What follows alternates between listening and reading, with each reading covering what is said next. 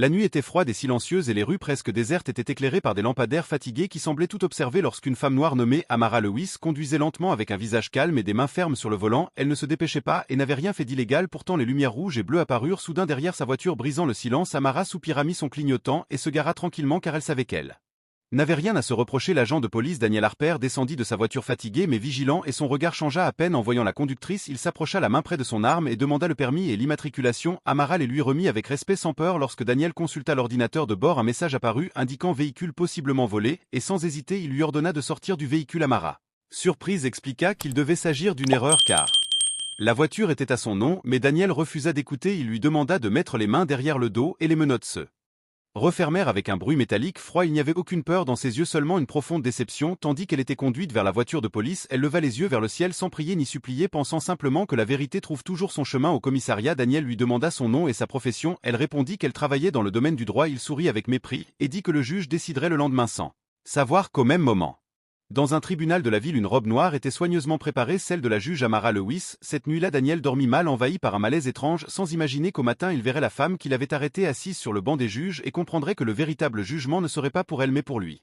Le matin arriva plus vite que prévu et le tribunal se remplissait lentement d'un silence lourd chargé de regards et de murmures lorsque l'agent Daniel Harper entra dans la salle d'audience en uniforme impeccable, mais l'esprit troublé par la nuit blanche qu'il venait de passer. Il s'assit droit, convaincu que cette affaire serait simple, encore une arrestation de routine, encore un dossier de plus à refermer. Mais lorsque le greffier annonça l'entrée de la juge, le bruit de la salle s'éteignit instantanément et Daniel leva les yeux machinalement, puis son cœur manqua un battement en voyant Amara Lewis apparaître vêtue d'une robe noire imposante, marchant avec assurance vers l'estrade. Son visage était le même calme, le même regard digne, mais cette fois il était chargé d'autorité. Daniel sentit le sang quitter son visage, ses mains devinrent moites et sa respiration se bloqua tandis qu'elle s'installait sur le siège du juge et que le marteau frappait pour ouvrir l'audience.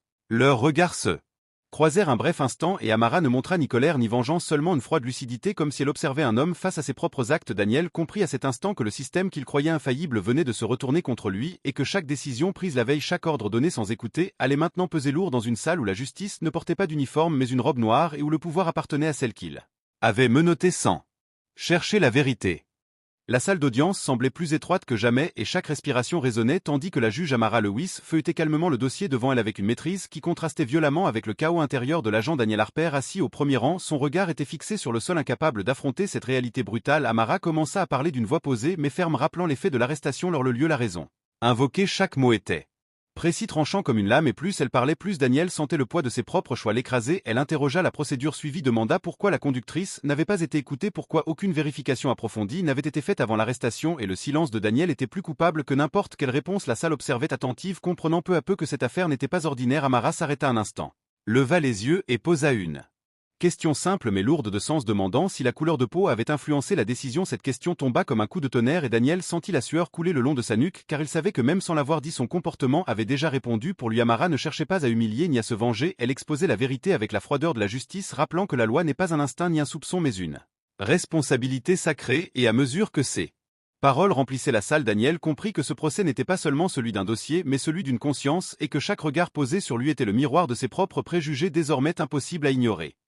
Un murmure discret parcourut la salle lorsque la juge Amara Lewis marqua une pause et observa l'agent Daniel Harper avec un calme implacable. Elle demanda, alors que soient présentées les preuves techniques du prétendu signalement de vol, et l'écran du tribunal afficha les données révélant une erreur administrative claire, un numéro mal saisi, une base non mise à jour, et soudain la certitude de Daniel se fissura. Amara expliqua sans élever la voix que la loi exige prudence et vérification surtout lorsque la liberté d'un citoyen est en jeu. Elle rappela que l'autorité n'est pas un droit d'humilier mais un devoir de protéger et que la présomption ne remplace jamais la preuve. Chaque phrase tombait avec précision et la salle comprenait que la faute n'était pas seulement technique mais humaine. Daniel sentit la honte l'envahir car il réalisa qu'il avait choisi la facilité plutôt que l'écoute, la suspicion plutôt que le respect. Amara conclut ce moment en affirmant que la justice n'est pas aveugle par hasard mais par principe, afin que le pouvoir ne confonde jamais intuition et vérité, et dans ce silence lourd Daniel sut que ce procès venait de transformer sa certitude en responsabilité et son uniforme en rappel permanent de ce qu'il aurait dû faire la veille: écouter, vérifier et respecter la dignité avant d'agir.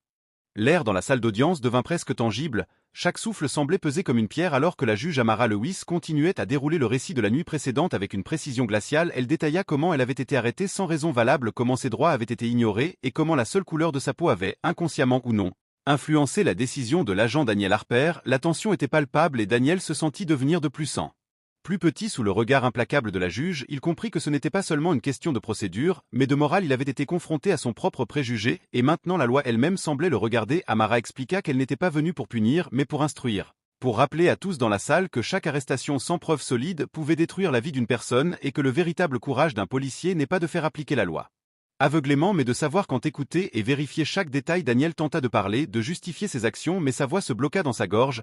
Chaque mot semblait insignifiant face à la justesse des paroles de la juge et tandis qu'elle posait les dernières questions sur les procédures suivies, chaque officier présent ressentit le poids du jugement silencieux d'Amara et comprit que la vérité ne se défend pas seulement dans les tribunaux mais dans le respect des principes et de l'humanité. Et Daniel sut qu'à partir de ce moment sa carrière, son honneur et sa conscience seraient à jamais marqués par cette confrontation avec la justice incarnée par la femme qu'il avait cru pouvoir intimider la veille.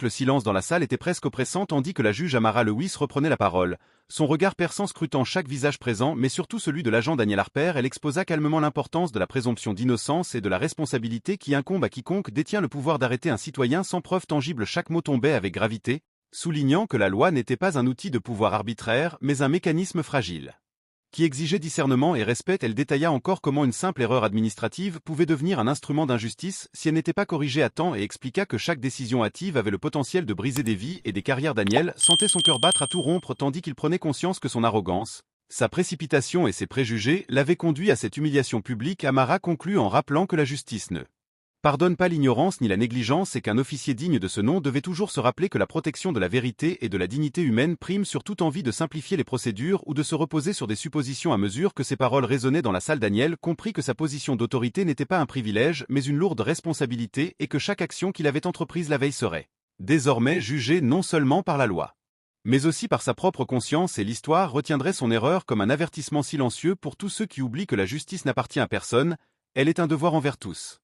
Alors que l'audience avançait, la juge Amara Lewis examina attentivement le dossier de l'agent Daniel Harper, notant chaque détail de l'arrestation, chaque décision prise sans preuve, et chaque justification faible qu'il avait donnée la veille. Elle fit remarquer que l'orgueil et la précipitation avaient remplacé le discernement et que le pouvoir conféré par l'uniforme ne devait jamais servir à dominer ou humilier mais à protéger et respecter les droits fondamentaux de chaque individu. Amara parla de la responsabilité morale et professionnelle de chaque officier et souligna que le véritable courage ne réside pas dans l'intimidation ou l'autorité brute mais dans la capacité à reconnaître ses erreurs et à corriger ses actions. À temps, elle rappela que même un petit geste de prudence aurait suffi à éviter cette situation et que la confiance du public dans la police dépendait de ses décisions éclairées. Daniel était submergé par un mélange de honte et de respect car il réalisait que la justice, incarnée par la femme qu'il avait arrêtée à tort, ne cherchait pas la vengeance mais l'enseignement et la vérité. Chaque phrase résonnait dans son esprit comme un rappel que sa carrière et son intégrité seraient désormais jugées par sa capacité à apprendre de cette confrontation et à ne plus jamais laisser ses préjugés dicter ses actes. Il comprit que le véritable jugement de cette nuit n'était pas seulement légal mais profondément moral et que sa conscience serait à jamais marquée par l'autorité juste et implacable de la juge Amara Lewis. L'agent Daniel Harper était figé sur son siège tandis que la juge Amara Lewis poursuivait son exposé, détaillant comment les actions hâtives et les préjugés avaient le pouvoir de détruire la confiance du public envers la justice. Elle raconta calmement comment chaque citoyen mérite d'être entendu et respecté avant toute accusation et comment l'omission de vérifier les faits peut transformer une simple arrestation en humiliation publique et en atteinte à la dignité humaine. Daniel sentit son cœur se serrer à mesure que la réalité de ses actes s'imposait à lui. Il comprit que sa négligence avait presque ruiné la réputation et la vie d'Amara mais qu'elle, avec une maîtrise et une patience exemplaires, transformait cette épreuve en leçon pour tous les présents. La juge insista sur le fait que le rôle de la police n'est pas seulement d'arrêter mais d'observer, d'écouter et de comprendre avant d'agir et qu'aucune autorité ne peut justifier l'ignorance ou l'injustice. Daniel se rendit compte que sa fierté et son arrogance l'avaient aveuglé à l'évidence et que la véritable force réside dans la justice impartiale et la reconnaissance des erreurs. Amara termina son intervention en déclarant que la justice exige courage, humilité et vigilance et que ceux qui détiennent le pouvoir doivent toujours se souvenir que chaque décision impacte la vie d'autrui profondément et durablement. Et Daniel savait qu'à partir de ce moment-là, il ne pourrait jamais oublier cette confrontation et que la présence d'Amara sur le banc des juges symbolisait non seulement la loi mais aussi la vérité et la dignité qu'il avait failli piétiner.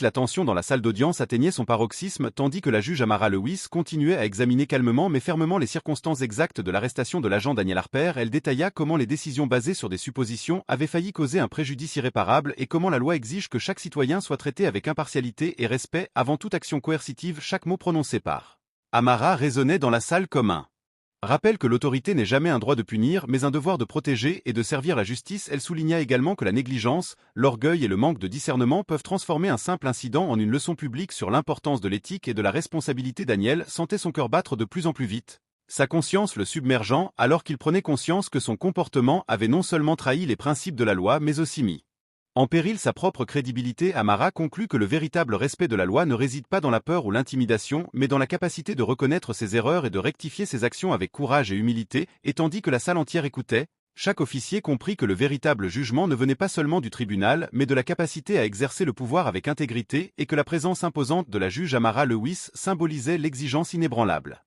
de justice et de vérité auxquelles tous doivent se conformer.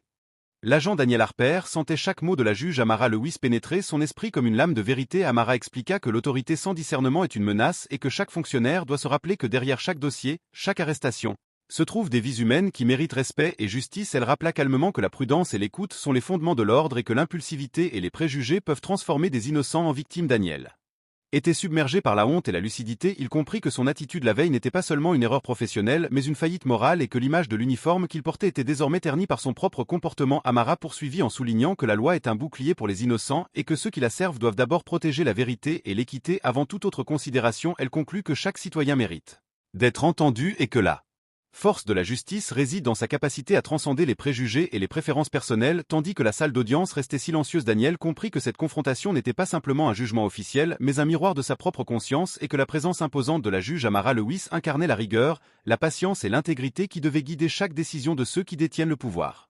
L'audience touchait à sa fin et la juge Amara Lewis regarda l'agent Daniel Harper avec une intensité calme qui fit frissonner la salle entière. Elle prononça son verdict moral plus que légal, soulignant que l'arrestation injustifiée était le résultat de précipitation, d'orgueil et de préjugés, mais que la justice ne se contentait pas de punir. Elle enseignait et guidait chaque être vers la vérité. Amara rappela que la responsabilité de l'autorité est sacrée et que chaque fonctionnaire doit se rappeler que derrière chaque uniforme se trouve un devoir envers l'humanité et que chaque citoyen mérite d'être écouté et respecté. Daniel sentit le poids de ses erreurs écraser son orgueil, tandis que la juge concluait que la loi est une arme de protection et non de domination et qu'aucun préjugé ne pouvait excuser l'ignorance ou la négligence. Elle ordonna également que toutes les procédures soient révisées et corrigées pour que l'incident ne se reproduise jamais et que la leçon soit gravée dans l'esprit de tous présents. Daniel comprit que ce jour-là il avait non seulement été jugé par la loi mais par sa propre conscience et que la présence d'Amara Lewis sur le banc des juges symbolisait la justice, la vérité et l'intégrité que chaque personne détenant le pouvoir devait respecter désormais. Chaque décision qu'il prendrait serait mesurée à l'aune de cette confrontation, et il savait que jamais il n'oublierait la force tranquille et implacable de la juge qui avait transformé une nuit